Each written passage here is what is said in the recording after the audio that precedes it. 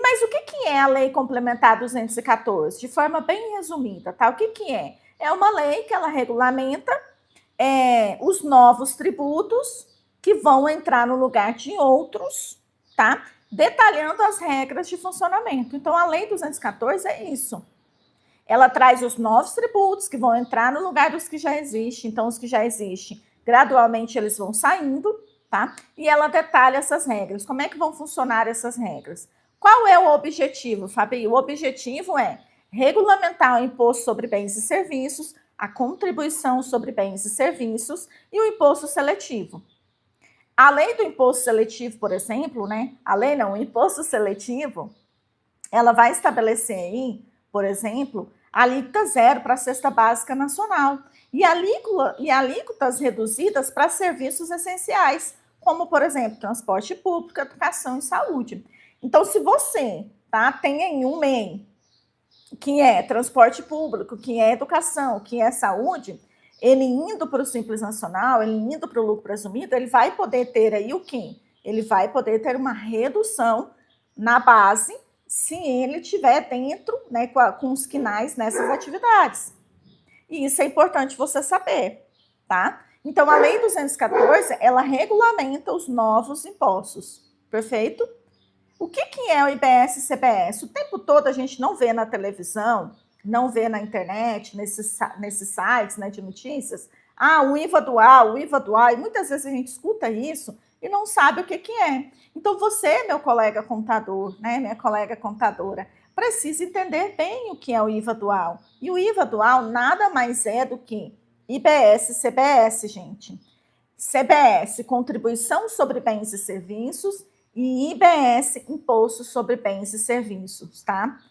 O IBS, ele é de competência dos estados e municípios e vai ficar no lugar do ICMS e do ISS, enquanto que a CBS, que é a Contribuição sobre Bens e Serviços, ela vai substituir PIS e COFINS, tá? E é de competência da União. Então, a gente tem um comitê para legislar sobre a CBS, a gente tem um comitê gestor para legislar sobre IBS, que é dos estados e municípios. É importante que vocês saibam, tá? Agora, o que a gente tem de característica essencial da IBS, né, do IBS e da CBS? O que a gente tem? Né? O que a gente tem dentro do Simples Nacional, dentro do MEI? Essa unificação, gente, vai ser para todas as operações. Então, veja, eu tenho IBS, onde entra ICMS e ISS.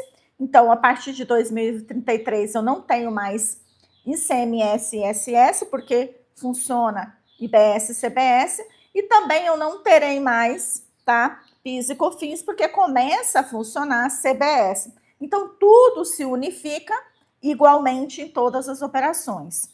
Uma outra característica, uma outra premissa da Lei 214, gente, é a não cumulatividade ampla. O que é isso, Fabinho? É quando a gente tem uma garantia, é quando a gente tem uma garantia integral de que haverá um crédito toda vez que eu tiver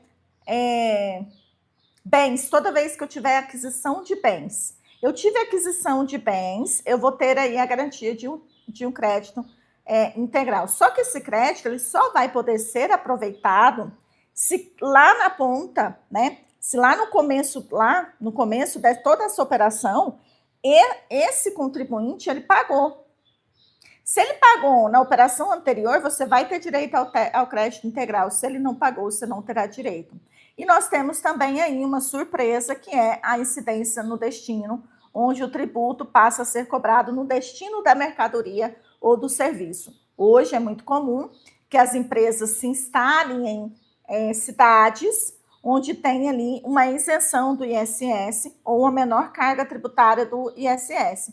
Com a incidência no destino, isso não acontece mais, porque o ISS ele vai ser cobrado no destino do serviço e no destino e o ICMS no destino da mercadoria. Isso muda tudo, isso vira o jogo do que a gente tem feito todos esses anos até aqui.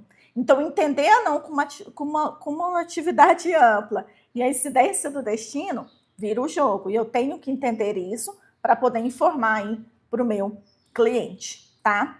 E aí depois a gente tem o imposto seletivo, que é o chamado imposto do pecado, é um tributo de natureza regulatória. Mas peraí, Fabi, o IPI não é imposto de natureza regulatória? O imposto seletivo, ele entra no lugar do IPI? Não, ele não entra. Apesar de ter ali uma mesma ideia, ele não entra. O IPI, ele continua funcionando, tá? Ele continua existindo para a Zona Franca de Manaus, enquanto o imposto seletivo, ele vai regular o mercado para incidir sobre aqueles bens, né, sobre aqueles produtos que são considerados prejudiciais para a saúde e para o meio ambiente. Uhum. Então, o objetivo do imposto seletivo é qual? O objetivo do imposto seletivo é desestimular o consumo, tá, de certos bens. Como qual? Como que a gente já vê hoje. Álcool,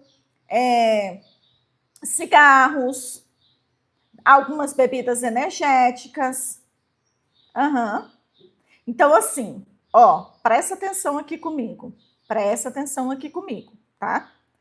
O imposto seletivo, então, ele não exclui totalmente IPI, não exclui totalmente IPI, mas ele começa a existir para ser um imposto regulatório. Perfeito? Então, você saber a incidência desse imposto nos produtos que seu cliente vende é essencial. Porque toda vez que eu tiver a incidência, né, desses produtos, ou seja, que eu tiver o código de um desses produtos e for colocado de forma errada numa nota, esse cliente pode pagar imposto a mais, ele pode acabar pagando imposto a mais, porque você não classificou corretamente e acabou passando errado, como se fosse um imposto seletivo, enquanto na verdade não é. Aqui precisa ter bastante cuidado, você que é contador, para cuidar dos seus clientes, tá?